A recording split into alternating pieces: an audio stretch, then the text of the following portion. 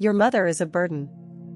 That is what my son-in-law whispered in the hospital hallway, 3 doors down from my room, while he thought the curtain and the pain medicine had made me deaf. Your mother is a burden, Trevor said. We cannot keep pretending this is temporary. Power of attorney. Nursing place. The house.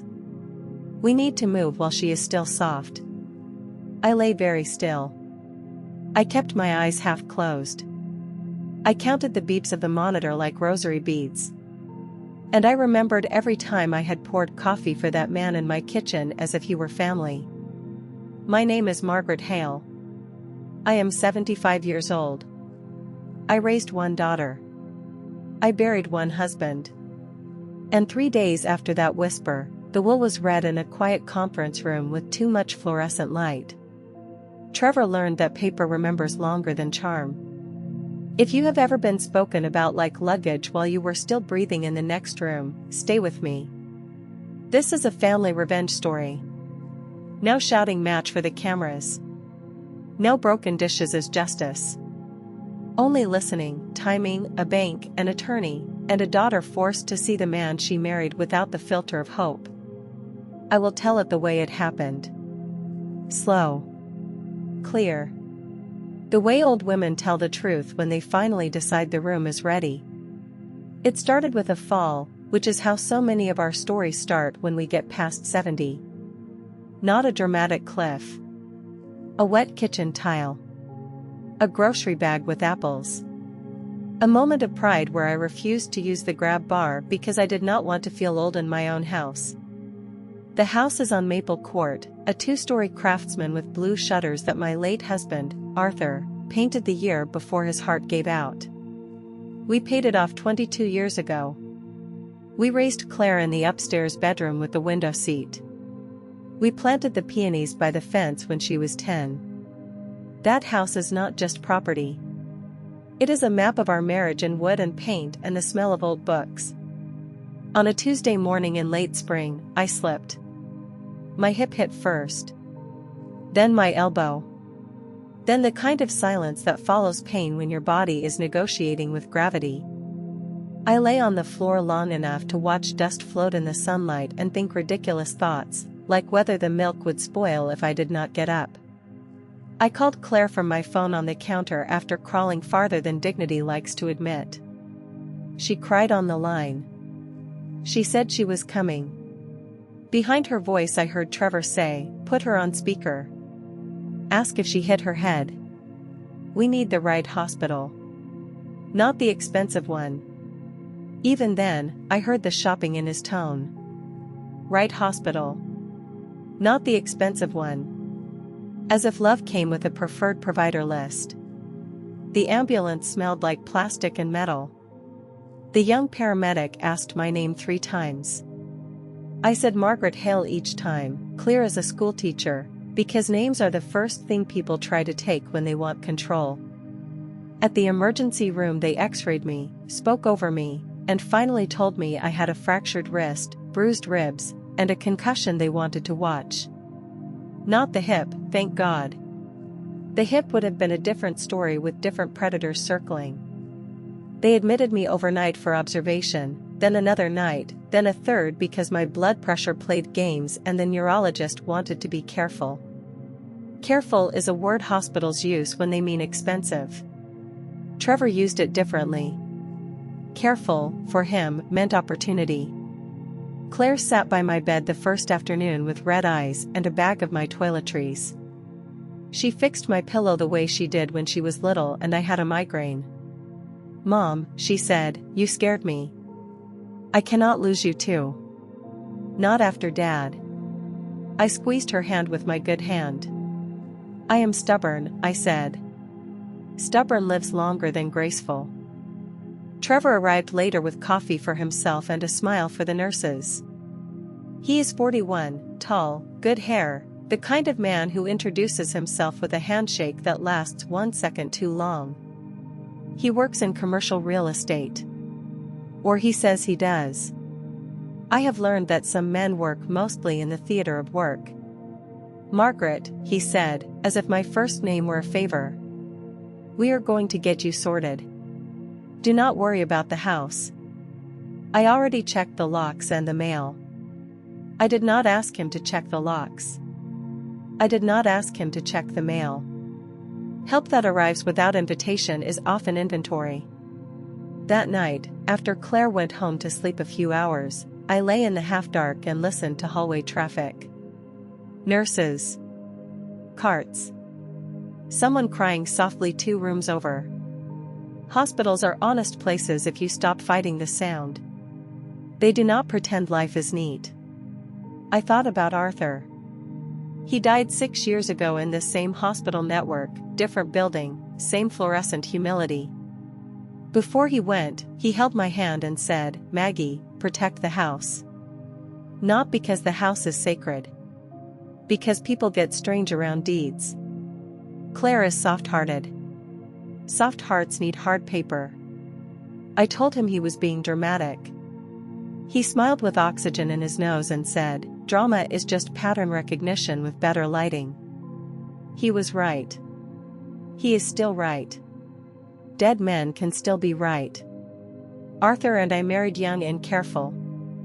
He taught history. I kept books. We built equity quietly, year after year. Claire was a late surprise. When she was 17, I told her to look for the man who tells the truth when it costs him. She met Trevor at 28. Cookies on the first visit. Questions about neighborhood comps. After they left, Arthur said, "He likes our zip code more than our jokes." Time reveals, he added. It does not always improve. They married 11 years ago. Arthur whispered to Claire on the aisle, "If he is kind when no one is watching, keep him. If he is only kind on camera, keep your name on the deed." I thought Arthur was dramatic. He was right. Early years looked normal. Trevor called me Mom like a key, not a name. He corrected Claire at dinner. Joked that my garden was a money pit. Said widows get sentimental about square footage. I poured gravy and invented excuses for him. At Thanksgiving he told 12 people Claire's life was too much and that I could always host. She shrank. I hosted the next years. Generosity became training. On her 33rd birthday he speechified about assets and looked at me when he said the word. During Arthur's illness Trevor offered to list our house if bills got heavy. Arthur said, "The house is Margaret's ground." At the funeral buffet Trevor asked a cousin if Claire was already on title. I filed it under later. Later came often. He wanted online access to my accounts. Older people get scammed, he said. I thanked him and changed nothing. Helen Vargas, our estate attorney, once told me the most dangerous sentence in a family is "let me handle it for you." After Arthur died she updated my will. House in my name. Joint emergency account with Claire. Trevor noticed that balance the way hawks notice field mice. He pushed a condo near them. Less loneliness, he smiled. I stayed. He called Arthur's chair a waste. Downsizing is self-care, he said while opening my cabinets. Self-care is not a garage sale of my marriage, I answered. Last Christmas he toasted family efficiency. I raised my glass and gathered silence. When the water heater died he wanted cash through a friend. I paid the company by check. Trust is earned in receipts, not speeches. Then came the hospital, and the folder. In the hospital on the second day, Trevor brought paperwork in a slim folder. He sat on the visitor chair as if he owned the square footage under it. Margaret, he said gently, we should talk about power of attorney. Just temporary. While you recover. Hospitals ask for these things. Claire is too stressed to handle decisions alone. I can be co-agent. It is standard. Standard is another sales word. Claire sat on the bed edge, twisting her wedding ring. Mom, she said, he is only trying to help. The nurses asked who can make decisions if you get worse. I froze. I thought maybe both of us. I looked at my daughter and saw the little girl who used to bring me dandelions and call them bouquets. I also saw a woman trained by a husband to doubt her own competence. I said, I already have documents. Helen Vargas has them. Medical directive. Durable power of attorney naming Claire solely. If I am truly unable, Claire decides. Not a committee. Trevor's smile tightened by 0.5 millimeter. Of course, he said. Of course. We just want updates. Modern families share responsibility. I wanted to say, modern families also share respect. I did not. My ribs hurt. My wrist was wrapped. My head still floated. But my mind was clearing the way fog clears when the sun insists. That afternoon, a nurse named Priya adjusted my 4 and left the privacy curtain half open when she rushed to another call light. Or maybe not by accident. Nurses notice things. Priya had watched families perform love for clipboards before. Trevor and Claire stood in the hallway just outside. I could see the shadow of Trevor's shoulder through the gap. I could hear them as clearly as if they had pulled up chairs for me. Claire said, she is still herself. She answered the doctor correctly. We should not push. Trevor said, you always do this. You romanticize decline. Your mother is a burden. Not because you do not love her. Because reality does not care about love. The house alone is a full-time job she cannot manage. Stairs. Yard. Bills. One more fall and she is a permanent patient. We need power of attorney now, while she is still soft from pain meds. Then we place her somewhere safe. Nice place. Not a dungeon. She will adjust. And we stop bleeding money into a shrine for your father. Claire whispered, Trevor, do not say burden. He said, I am saying what you are afraid to say. We can sell Maple Court after placement. Market is decent. Your name should be on everything sooner, not later. I have a buyer interest already, casually. Nothing official. Just exploring. Buyer interest. Casually. Exploring. The language of a man who had already measured the windows for staging photos. Claire said, she would never forgive me. Trevor said, she will not need to understand every step. Doctors can help explain capacity. And if she fights, we document confusion. Concussion helps that narrative. I felt cold move through me that had nothing to do with the 4 fluids. Document confusion. Concussion helps that narrative. He was not planning care. He was planning a story in which I became an obstacle with a medical bracelet. Claire cried softly. I hate this, she said. Hate is not the same as stop, I thought. Hate without action is just weather. Trevor lowered his voice further, but not enough. 3 days, he said. We get her to sign temporary POA. I already printed forms. Then we meet Helen or find someone faster if Helen slows us down. Old lady lawyers protect old lady pride. We need momentum. Claire said something I could not catch. Then Trevor again, trust me. I have handled complicated family property before. Your mother will be comfortable. We will visit. This is adulting, Claire. Not cruelty. Adulting. As if discarding a living mother were a productivity hack.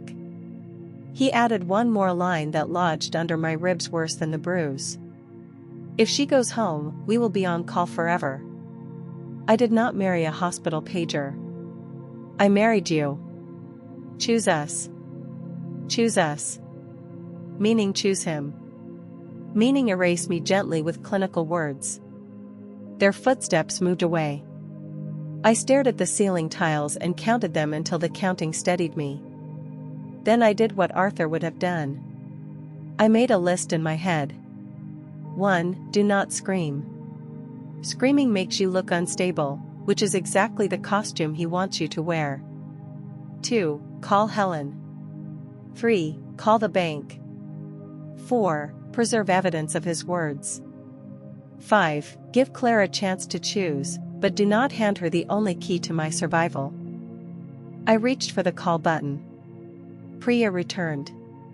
She closed the curtain fully this time and looked at me with a question already in her eyes. Mrs. Hale, she said quietly, do you need pain medication? I said, I need a phone charger, a notepad, and the truth about whether you heard any of that. Priya's jaw set. She said, I heard enough. I cannot insert myself into family disputes as a witness on demand.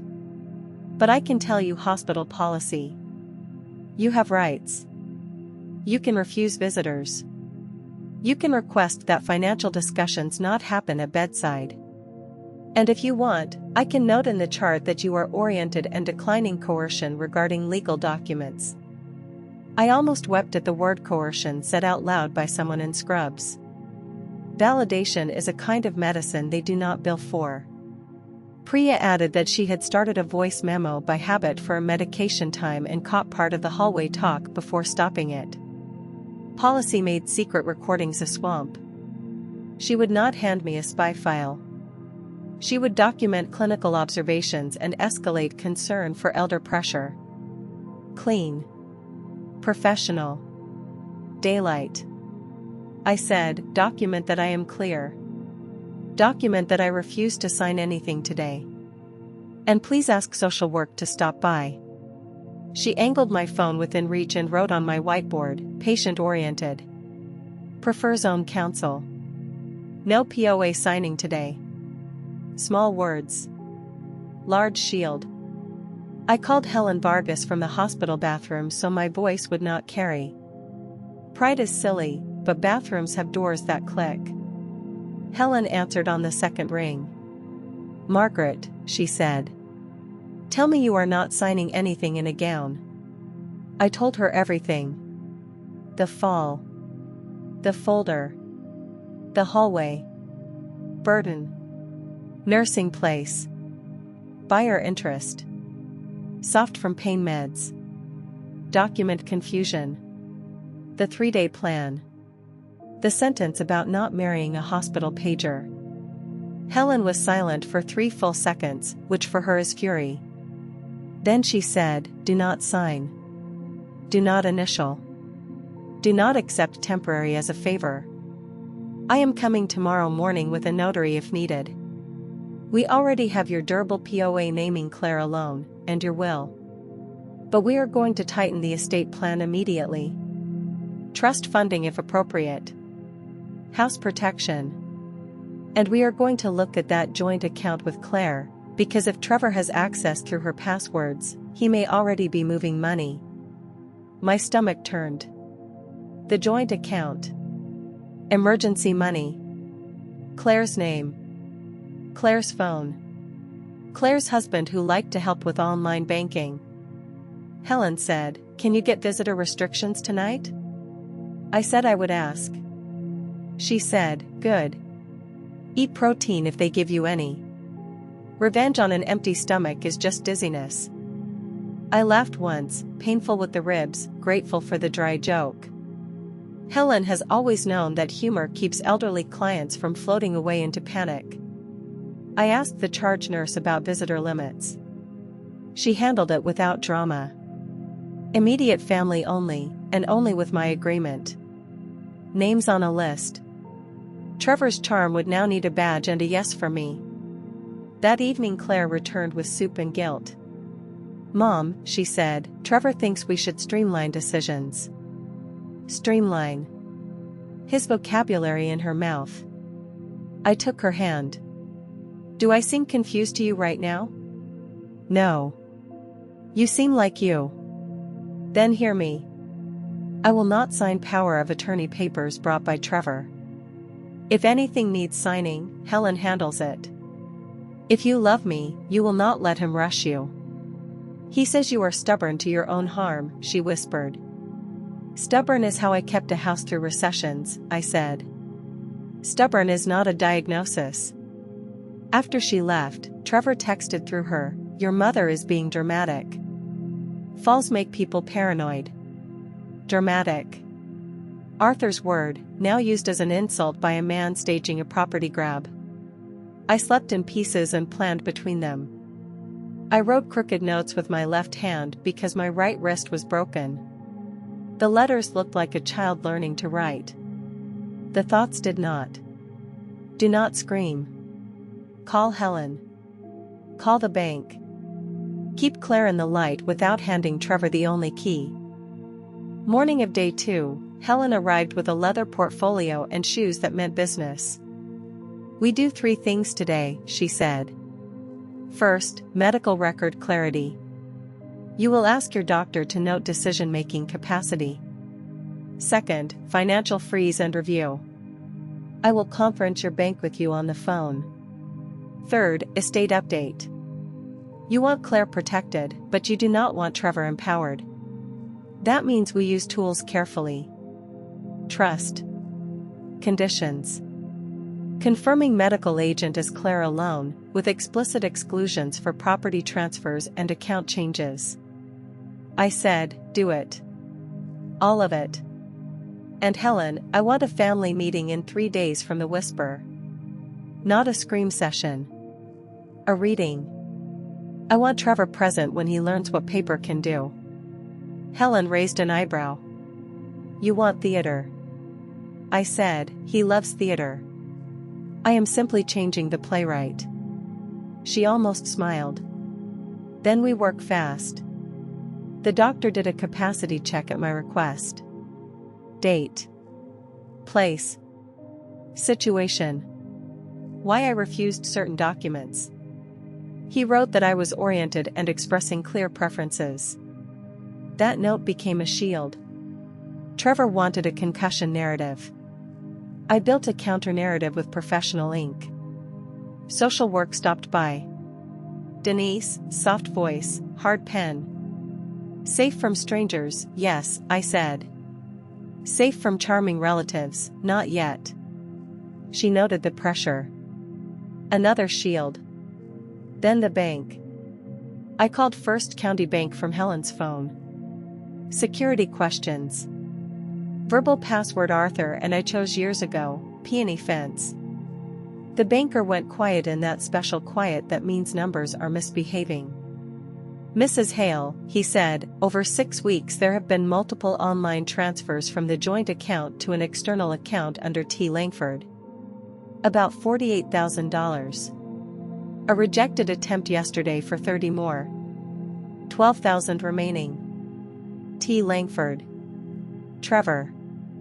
My emergency fund turned into his runway. I kept my face still. Freeze all outgoing transfers, I said. Remove online access. Flag the joint account. Written confirmation to me and my attorney. The login was Claire's joint credentials. A familiar thief with a familiar password. My sole name accounts were untouched. Why pick a lock when someone leaves a door labeled family? I hung up and then I shook. Helen said we would pursue recovery and present facts at the meeting, not accuse Claire of theft without proof. Facts rearrange loyalties better than speeches. That afternoon she returned with a restated will and trust papers. A notary's stamp sounded like a small gavel. Maple poured into a trust with me for life, then Claire, protected as far as law allows from a spouse's claims. Residual estate to Claire. Trevor Langford intentionally omitted. Nothing. Not beneficiary. Not contingent. Not authority. No contest language were permitted. No magic. Just teeth where teeth are allowed. I signed a statement for Helen's file about the pressure, my refusal, and my sound mind. Why 3 days? She asked. Because he gave himself 3 days in the hallway, I said. I am keeping his calendar and changing the agenda. Bank freezes were already real. The will was updated. Letters ready. Sometimes justice is a partial structure that still holds the roof. I also called my sister in Ohio, not for advice, for witness. I told her the short version. She swore once, softly, then said, "Maggie, do the structure."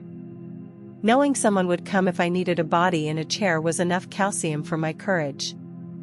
That evening I told Claire only this: family meeting at Helen's office the day after tomorrow at 2. You and Trevor.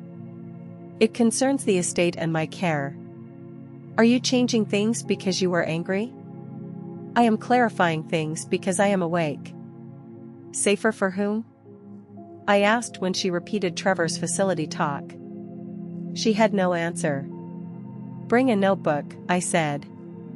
Write what you hear, not what you wish you heard. On the morning of day 3 they discharged me. Priya squeezed my good shoulder. Walk carefully. Keep your people honest. I went home in a rideshare. I would not let Trevor deliver me like a package. The apples were still on the kitchen floor, brown now. I sat in Arthur's chair and cried one hard scheduled cry. Then I dressed in a navy blouse he liked. Soft power needs clean collars. I walked each room and said out loud, I am home. I am not a listing. I am not a burden. I am Margaret. Living room. Dining room. Claire's old window seat. Arthur's reading lamp.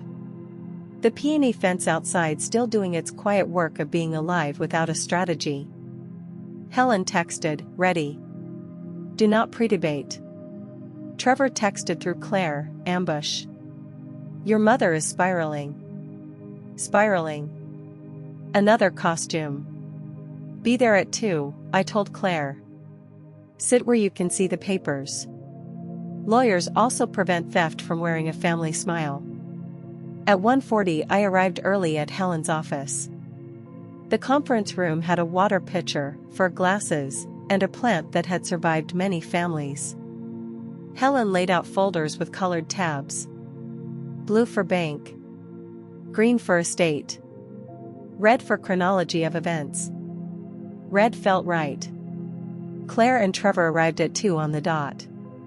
Trevor wore a blazer and the expression of a man entering a negotiation he expected to win. Claire looked pale. She had the notebook. That alone made my chest loosen. Helen began without theater.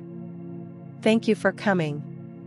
Mrs. Hale asked for a clear reading of her current estate documents and related financial matters, given recent hospitalization and discussions about decision-making authority.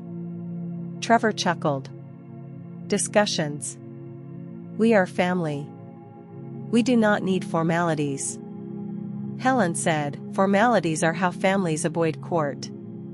Shall we begin? She read the durable power of attorney first. Claire alone as agent.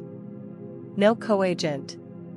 Effective upon incapacity as defined, with physician documentation. Trevor's name nowhere. Trevor's jaw worked. That is temporary, he said. We should revisit while she is vulnerable. Helen said, vulnerable is not a legal status you assign in a hallway. Mrs. Hale's physicians noted capacity. She reaffirms these documents today. Trevor looked at me. Margaret, be reasonable. Claire cannot manage everything. I said, Claire can manage more than you allow her to believe. Claire's eyes flicked to me, startled, then wet. Her pen moved across the notebook. Good girl, I thought. Write it down. Helen continued to the restated will and the trust summary. Maple Court protected. Lifetime rights mine. Then Claire. Explicit language regarding spouse claims as far as law allowed. And then the line Helen read slowly, as if tasting each word. Trevor Langford is intentionally omitted as a beneficiary under this will and any related trust instruments. Any authority he may believe he holds regarding Mrs. Hale's person or property is not recognized by these documents. The room changed temperature. Trevor laughed too loudly. This is ridiculous. I have supported this family. I have helped with the house. I have. Helen's hand rested on the blue folder. Before we discuss help, she said, we need to address the joint account ending in 4192. She slid copies across the table. Bank letter. Transfer list. Dates. Amounts. Destination account name, T. Langford. $48,000 over 6 weeks. Rejected attempt for 30 more. Freeze confirmation. Device and login notes summarized without unnecessary private data. Claire made a sound I had not heard since she was a child who dropped a glass bowl. A small broken sound. Trevor recovered fast, which told me he had practiced recovery. That was for family expenses, he said. Shared. Claire knew. Home repairs. Investments. I was growing it for all of us. Helen said, growing it by removing it. Did you have Mrs. Hale's authorization for each transfer? Trevor said, it is a joint account. Claire is joint. Spousal management is normal. I spoke then, calm as tea. Claire is joint for emergencies. Not for a silent salary to you. I did not authorize. If Claire authorized $48,000 as gifts to you, she can say so now, in this room, with her own mouth. Claire stared at the papers. Her hand shook. I did not know, she whispered. I did not know it was this much. He said he was consolidating. He said he was helping with returns. I was tired. I let him. Mom, I am sorry. I am so sorry.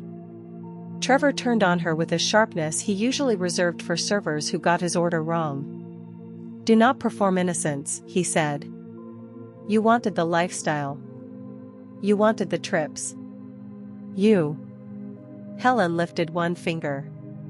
This meeting is not a cross-examination by Mr. Langford. Mrs. Hale, would you like to continue? I nodded.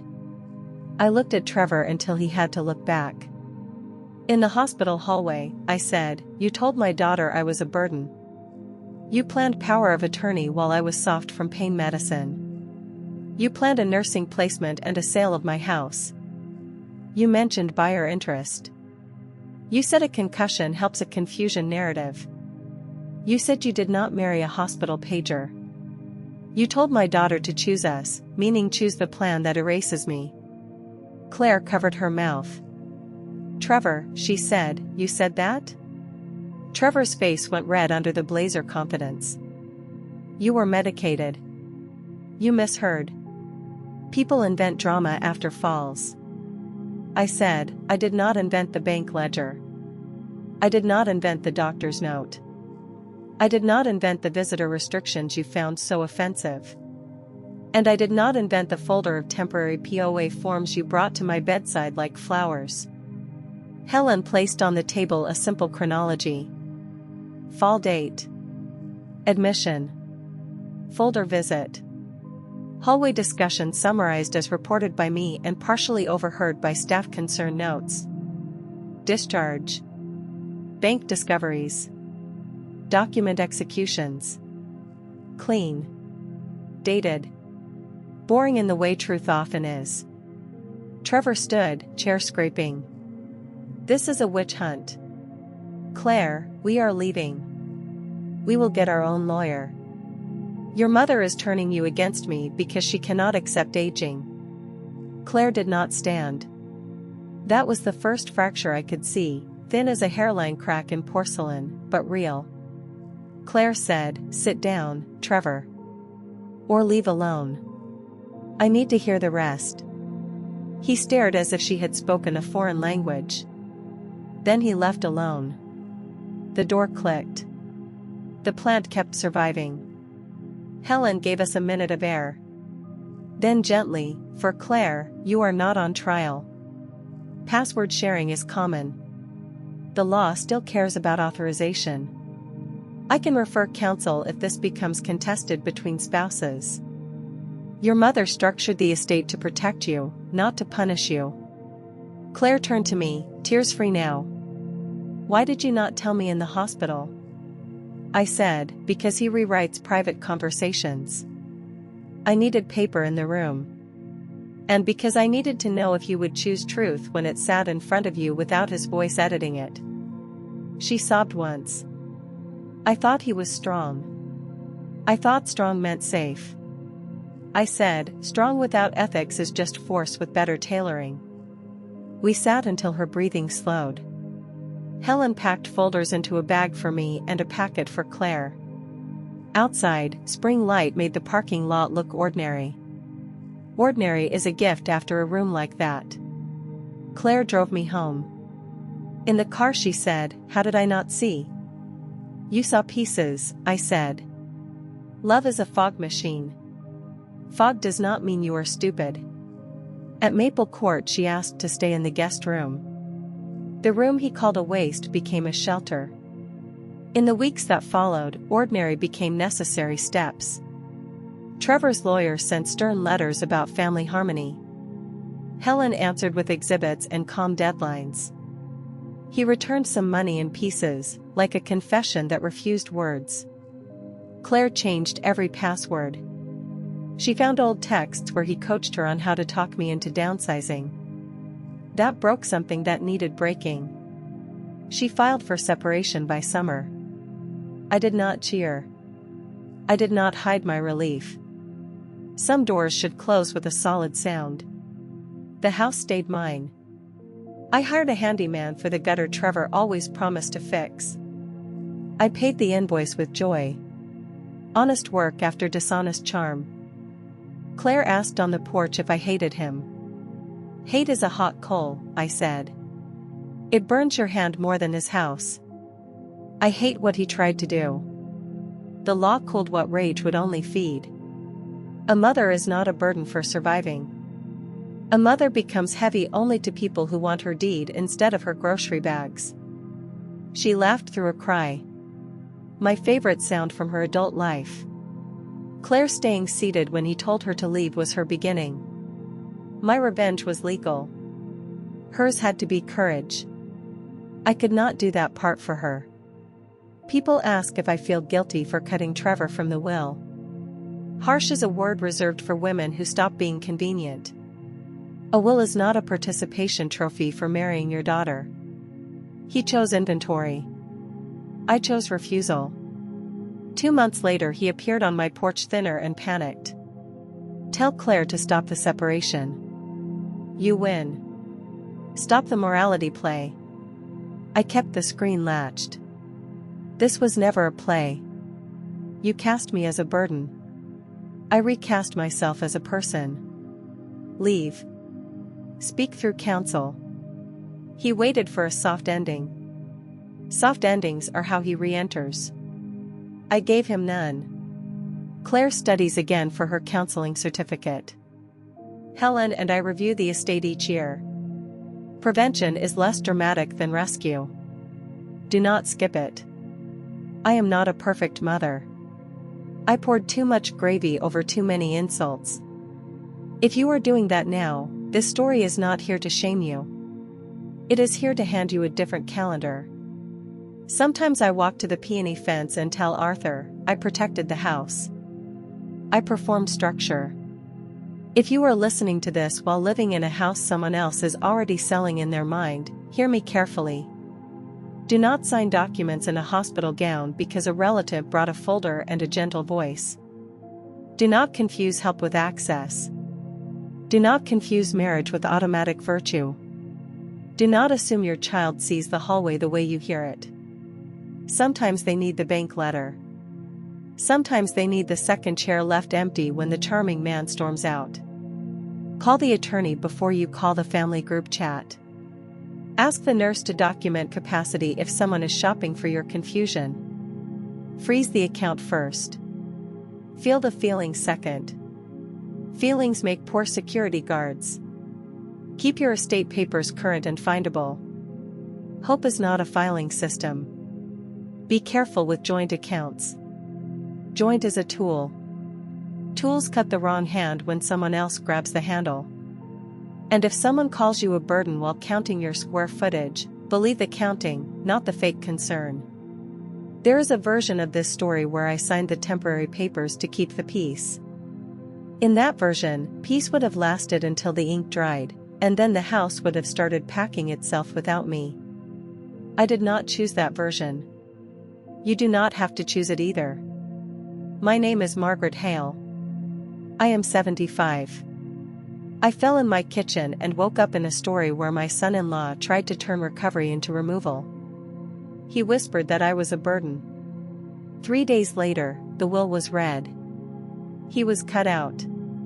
The transfers were exposed.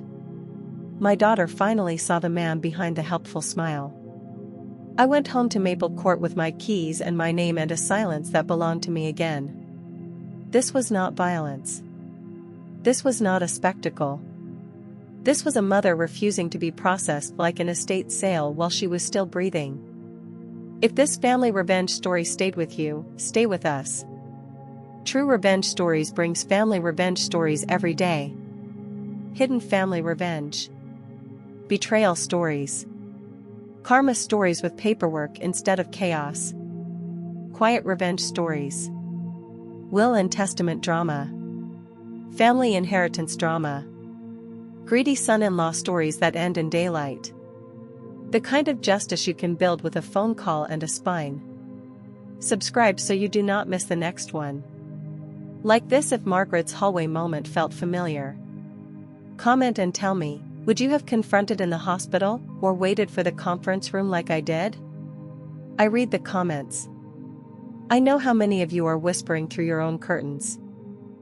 And if you are the Claire in someone's life, gently, bravely, ask the hard questions before the bank letter asks them for you. If you are the Margaret, you are not dramatic for protecting yourself. You are alive. Alive people get to keep their houses, their money, and their dignity. Your mother is a burden, he whispered. No, I whispered back 3 days later without raising my voice. Your greed is the burden. And I put it down. Before the fall, there was a year of small thefts dressed as care. Trevor offered to handle my online banking because the fonts were small. Claire said it would help. I agreed for 3 months. In month 4 I printed the statements myself at the library. Tiny transfers to a company with a name like a sneeze. Consulting fees. Reimbursements for things I never bought. I photographed every page. I did not scream. Screaming is a gift to people who want you labeled unstable. I called my attorney, Helen Brooks, from a parking lot where nobody could overhear. Helen had handled my husband Walter Will 10 years earlier. She listened without pity. Pity wastes time. She said, Margaret, we document, we freeze what we can, we prepare a clean power of attorney that names someone who is not hungry. We update the will so a whisper in a hallway cannot become a deed transfer. I said do it. All of it. Helen and I met twice more before the hospital. Once in her office with the plant that never dies. Once at my kitchen table with tea going cold. We signed. We notarized. We moved the larger accounts into structures Trevor could not casually empty. I kept a checking account for groceries so nothing looked sudden. Predators notice sudden. I wanted them calm until the paper was denser than their plans. Claire was not evil. That matters. She was tired, married to a man who spoke in confidence intervals and sales forecasts. Trevor made fear sound like prudence. Your mother is declining. Your mother is a liability. Your mother will drain us. He used the word us as if my body were a shared utility bill. Claire started visiting less and calling more. Calls are cheaper than presents. I did not hate her. I grieved the version of her that used to bring soup without an agenda. The fall itself was ordinary and humiliating. A wet tile. A wrist that twisted wrong. A neighbor who found me because my newspaper was still on the porch at noon. Ambulances make every hallway look like judgment. At the hospital they asked who to call. I said Claire. I almost said Helen. I should have said Helen first. Hindsight is a cruel nurse. Trevor arrived before Claire. That is when the temperature changed. He spoke to the nurse in the hallway with a voice meant to carry into my room. We may need to discuss long-term placement. She cannot manage alone.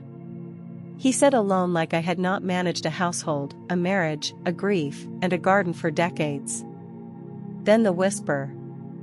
Your mother is a burden. We need power of attorney before she gets confused. Claire made a sound like a small animal. I closed my eyes and memorized every word. A nurse named Jada left my call bell within reach and the curtain cracked open just enough. Maybe accident. Maybe mercy.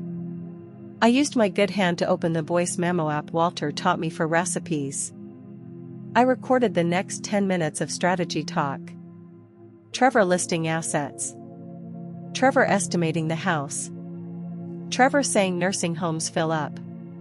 Paper loves timestamps. So do I. When Claire came to my bedside, she smelled like rain and guilt. Mom, we are just trying to help. I said, help does not start with calling me a burden in a hallway. Her face went white. Trevor stepped in too quickly. Pain medication makes people imaginative, he said. I smiled the small smile of a woman who has the recording in her fist under the blanket. Imagination, I said. Of course. Over the next 2 days Helen visited with a notary when Trevor was at work. We confirmed everything already signed.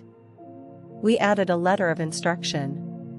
We froze a joint access attempt Trevor had started at my bank by phone. The banker later told Helen the caller had been charming and urgent. Charm is a tool. Urgency is a tell. On the third day the family meeting happened in the small conference room with the fake plant and the real fluorescent lights. Trevor brought a folder. Claire brought tissues. Helen brought the will package and the bank letters. I wore a cardigan that still smelled like home. Trevor began his speech about burdens and efficiency. Helen waited until he finished, because interrupting a man mid-performance only makes him louder later. Then Helen read. The house stays in my name with transfer instructions that skipped Trevor entirely. The accounts he had been sampling were already restructured. The power of attorney he wanted was invalid against the one already filed. Claire cried. Trevor stood up so fast his chair screamed. This is elder abuse against the family, he said. Helen did not blink. No, she said. This is elder protection against a son-in-law who mistook a hospital for a closing table. I looked at Claire and said the only sentence that mattered after the paper. I love you. I will not fund your marriage with my erasure. If you want a mother, I am here. If you want an ATM that dies on schedule, I am not. She nodded through tears. Trevor left without the folder. He left without the house. He left with the knowledge that whispers travel farther than he planned. In the months that followed, Claire asked hard questions she had avoided for years. Where did the consulting payments go? Why did Trevor need my maiden name for forms? Why did the whisper come so easily? Marriage counseling happened. I did not attend. That room was theirs. I attended physical therapy, garden work, and Tuesday calls with Helen that slowly became check-ins instead of emergencies. Trevor sent one long email about respect and family unity. I did not reply with emotion. Helen replied with a short letter restating boundaries and the consequences of further unauthorized access attempts. Unity without consent is just a nicer word for capture. I had been captured by politeness for too long. I returned to my porch with a cast that itched and a mind that did not. Neighbors brought casserole. One neighbor said, "You look lighter." I said, "Paper is heavy until you put it where it belongs." She laughed without knowing the whole story. That was fine. Not every victory needs a parade. Some only need a locked door and a clear title. If you are an adult child listening, Notice how you talk about your parents when you think they cannot hear. If you are an elder listening, notice who volunteers for passwords first. Family revenge stories are not about cruelty. They are about refusing to be managed out of your own life. Quiet revenge stories. Will and testament revenge. Karma stories with timestamps. Thank you for listening to my story. Take care of your elders. Take care of your documents. Take care of the truth even when it arrives in a hospital hallway at the worst possible time.